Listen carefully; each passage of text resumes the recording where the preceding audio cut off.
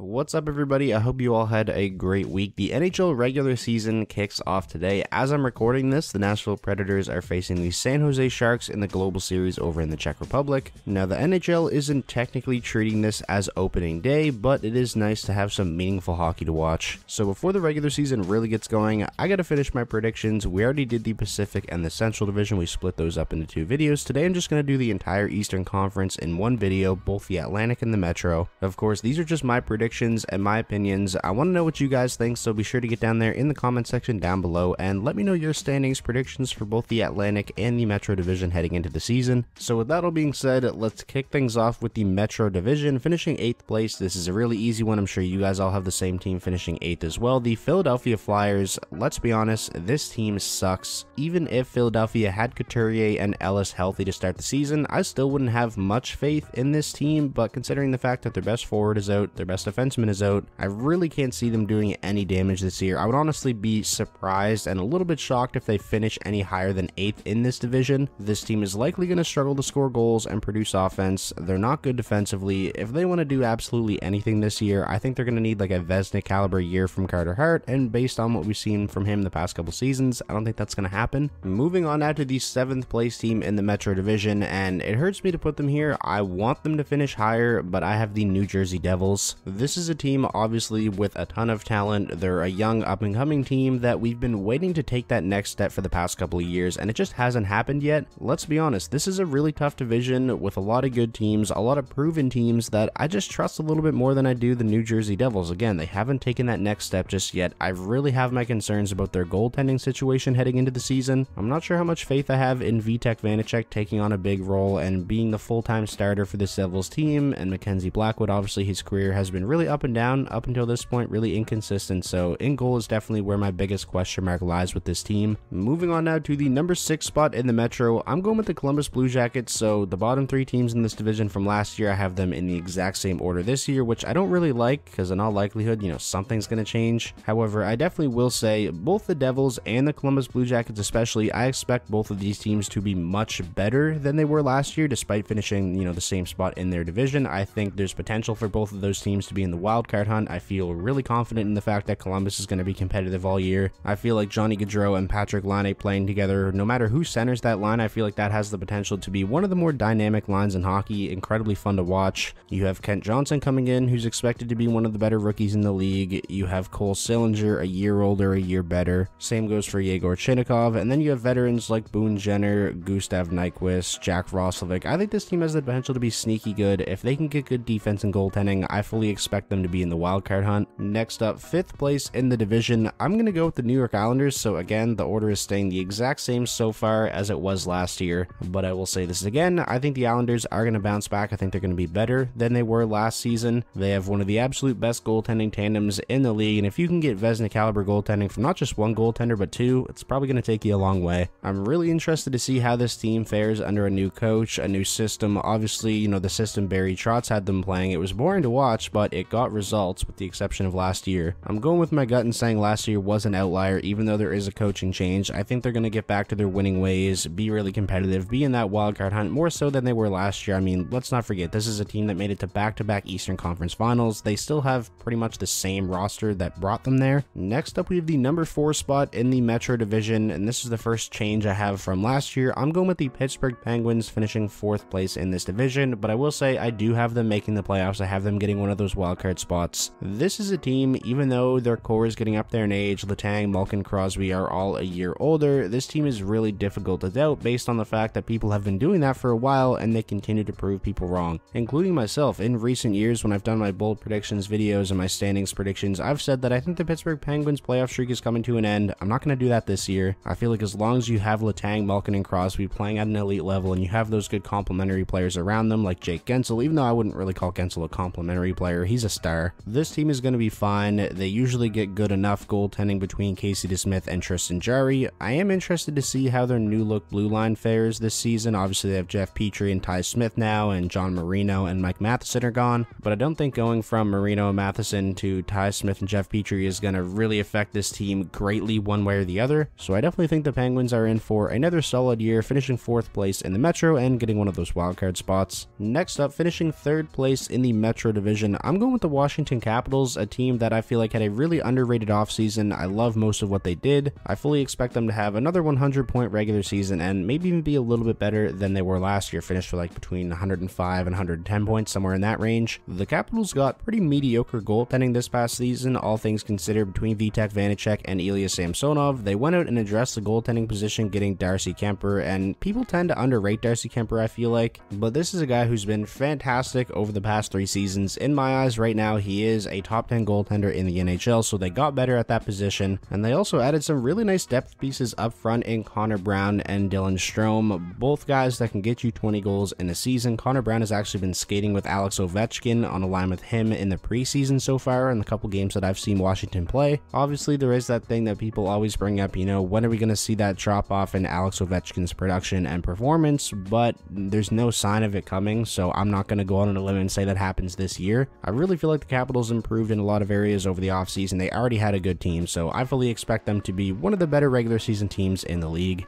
Getting into the top 2 teams in the Metro Division. Now, these are 2 teams that I'm really high on. First, finishing second place in the division, I'm going to go with the New York Rangers, a team that took a huge step this past season, making it all the way to the Eastern Conference Finals. I do think they improved over the offseason. I think going from Ryan Strome to Vincent Trocheck is an upgrade, and then I just feel like a lot of the other improvements the Rangers will have is just going to come from internal growth. Guys like Alexi Lafreniere taking a step, Capo Caco, and then on defense, Keandre Miller, Braden Schneider, and then along with all those young guys who have star potential, you already have a superstar forward in Artemi Panarin. You can make the case Mika Zibanejad as well, and I mean, Chris Kreider just scored 50 goals this past season. You have a superstar on the blue line in Adam Fox, and you have a superstar in net in Igor Shesterkin. If you have a top player at that position, at forward, defense, and goaltending, a superstar in all 3 of those positions, you're going to be doing just fine. This is a really exciting team. I think they're legit Stanley Cup contenders. I expect them to be one of the better regular season teams in the league, so I have them finishing second place in the Metro. And now finally, finishing off the Metro Division, finishing first place, I'm going with the Carolina Hurricanes. You probably saw this coming if you've seen my award predictions video. This is my President's Trophy pick for the upcoming season. I'm really high on the Hurricanes. Obviously, they've been one of the best regular season teams in the league for the past couple of years. They had a really good roster heading into the offseason, and I think they really improved, adding the likes of Brent Burns on the back end and Max Pacioretty up front. Also depth pieces like Andre Kasha, who's a really good 2-way middle 6 winger, Paul Stastny. This team is really talented and really deep at forward, defense, and goaltending, especially if they can get the kind of season from Freddie Anderson that he just had. I think they're going to be fantastic. So again, they're my President's Trophy pick, which obviously means they're my pick to finish first in the Metro as well. So that does it for the Metro Division. Those are my standings predictions 1 through 8. Let's now move on to the Atlantic, where I have the Montreal Canadiens finishing 8th place in the division. The Atlantic Division is really tough. I mean, honestly, even Montreal, I don't think it's going to be an easy game when you play them. There's no way they're going to be near as bad as they were last year. They still have a lot of talent on this roster, a lot of guys that can get you 20 plus goals in a season. Caulfield, Suzuki, Gallagher, Josh Anderson, Jonathan Drouin, Christian Dvorak as well. I'm sure the Canadiens are hoping for a bounce back season from him. I think this team is going to be able to score a little bit, not have, you know, one of the worst 2 offenses in the league or anything like that. My concern would probably be defense and goaltending. Jake Allen, definitely not one of the upper echelon starters in the league. We're not sure what the deal is with Carey Price, if he's even going to play this season. So I got the Montreal Canadiens finishing 8th place in the Atlantic, but again, I think they're going to be better than they were last year. It would kind of be hard not to, and I honestly don't even expect them to be one of the worst 3 teams in the league. I think those spots are reserved for Chicago, Arizona, and Philly. Moving on to the number 7 spot, I got the Buffalo Sabres, a team that is really looking to build off of the strong last couple months they had to finish out the regular season last year. I definitely think we're going to see an improved version, a more consistent version of the Buffalo Sabres this season. It's not like they went out and added any big names via trade or in free agency. You know, they got Ilya Lyubushkin on the back end, but I think a lot of their growth is just going to come from internal growth from the young guys, similar to what I said about the New York Rangers. The Buffalo Sabres should have 2 of the better rookies in the league at defense and forward in Owen Power and Jack Quinn. You have guys like Casey Middlestat, Dylan Cousins, Peyton Krebs a year older. You're going to have a full season of Alex Tuck now. Obviously, Rasmus Dahlin continues to develop and get better. My one concern would definitely be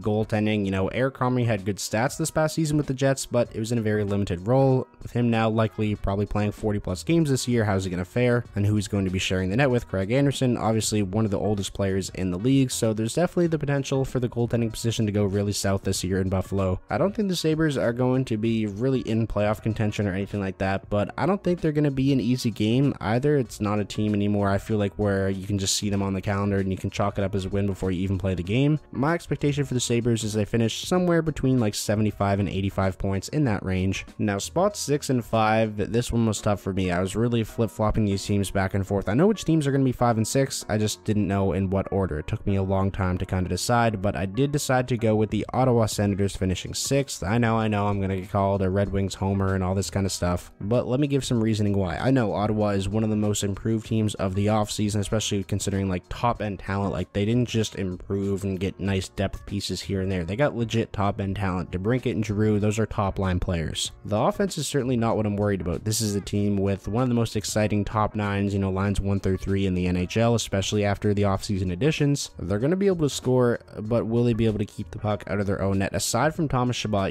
what do you really have on that blue line? I know the expectations for Jake Sanderson are high, but he's a rookie. There's obviously potential that he disappoints and doesn't have as big of an impact as a lot of people are expecting him to. I think they're fine in net. I like Forsberg, but now with Cam Talbot going out and him expected to miss a couple of months, what's the goaltending situation going to look like? I just feel like the Red Wings are a little bit closer to taking that next step, and they're a little bit further along in the rebuild than the Senators are. The Red Wings were a better team than Ottawa this past season, and both of those teams really improved over the offseason, so that's kind of my reasoning there. Moving on to number 5 now, obviously I already spoiled it. I have the Detroit Red Wings, like Ottawa, a ton of offseason additions. Goaltending, they got better. Ville Husso. Defense, they got better, adding Ben Sherratt and Olli Mata. And then up front, they got a lot deeper and added players in areas where they really needed to improve. Second line center, especially Andrew Kopp is expected to fill that role this year. They got David Perron and Dominic Kubalik as well. Not just signings and additions that are there to fill roster spots anymore. These are guys that are going to make the team better, that are going to move the needle and bring Detroit that much closer to being competitive. I think both Detroit and Ottawa have the potential to be in the wildcard hunt for the most of the season. As a Wings fan, this is definitely the most excited I've been heading into an NHL season in a very long time, so I'm looking forward to it. Trying to keep my expectations in check, though. I don't expect them to make the playoffs or anything like that, because I feel like you're setting yourself up for disappointment, but I definitely expect them to be solid, be competitive, again, potentially be in that wildcard hunt, and definitely be a lot more fun to watch than they have been in years past. Finishing 4th place in the Atlantic, I'm going with the Boston Bruins, a team that I really don't know what to expect from this season, just due to the fact that a lot of their core pieces are getting up there in age now. How's David Krejci going to look coming back and playing a year in the NHL after not playing last year in the NHL? When are we going to see that drop off in performance from Patrice Bergeron? How are they going to fare with Brad Marchand and Charlie McAvoy over the first couple months of the season? A lot of question marks, but one thing is for sure, when this team is healthy, on paper, they look really good, especially after bringing David Krejci back and getting the likes of Pavel Zacha. They're going to have a full season of Hampus Lindholm on the back end as well, who was a big trade deadline acquisition for them last season. If they can get solid goaltending between Jeremy Swayman and Linus Ullmark, I fully expect this to be a playoff team, but I will say I do think there is the potential that they could drop out. Moving on out of the top 3 spots in the Atlantic Division, finishing 3rd place, a pretty big drop from last year considering they won the President's Trophy. I'm going with the Florida Panthers, and I will say I think there's potential that they could finish as low as 4th, depending on how Boston looks. Florida's another one of those teams where I'm not quite sure what to expect, just because there was such a seismic shift on the roster over the offseason, going from Jonathan Huberdeau, who was, a 110 plus point player, and Mackenzie Weegar, top 20 defenseman, to now not having those guys and having Matt Tkachuk instead. I think offensively, Florida is going to be fine. They have a ton of weapons up front. Barkov, Tkachuk, Verhaeghe, Duclair, Reinhart, Bennett. It's on the back end where I get a little bit worried. I really think they're going to miss Weegar, and Aaron Ekblad has,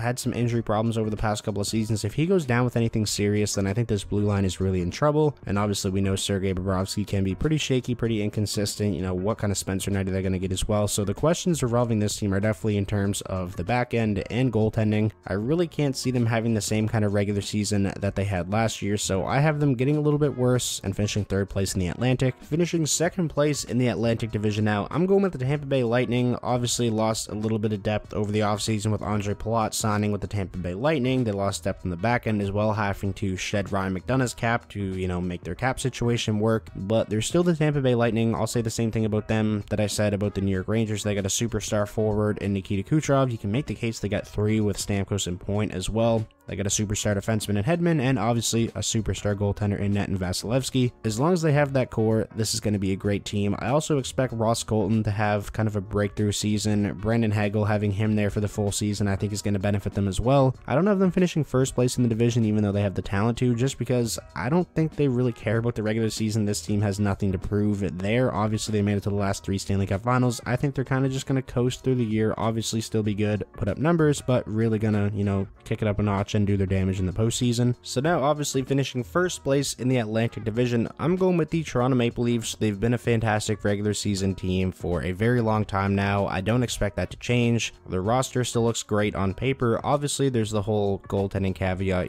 what's it going to look like with Matt Murray and Samsonov. But what a lot of people don't realize is, yeah, Jack Campbell's numbers as a whole last year didn't look bad, but from December on, he was kind of below average, and obviously Peter Mrazek struggled all year, so they didn't get great goaltending last season. So even if Murray and Samsonov are just league average, or even a tiny bit below league average, I still think the Leafs are going to be fine. This team is loaded up front. They're going to be one of the best offenses. Defensively, obviously they've improved greatly in that area over the years. I think the Leafs are going to be really good, but again, the regular season for them really doesn't matter. No one's going to put too much stock in it because they got to win a playoff round. So that is going to wrap up today's video. Those are my Eastern Conference standings predictions for the 2022-23 NHL season. I hope you guys are all as excited as I am for the season. I'm excited to pump out content this year. Like I said at the start, I want to know your guys' thoughts, so leave your predictions for the Eastern Conference down below in the comment section. And while you're down there, if you could, please be sure to drop a like on the video. It definitely supports the channel. And most importantly, if this was your first time checking out the channel and you want more NHL content just like this, be sure to hit that subscribe button, and I'll talk to you all soon.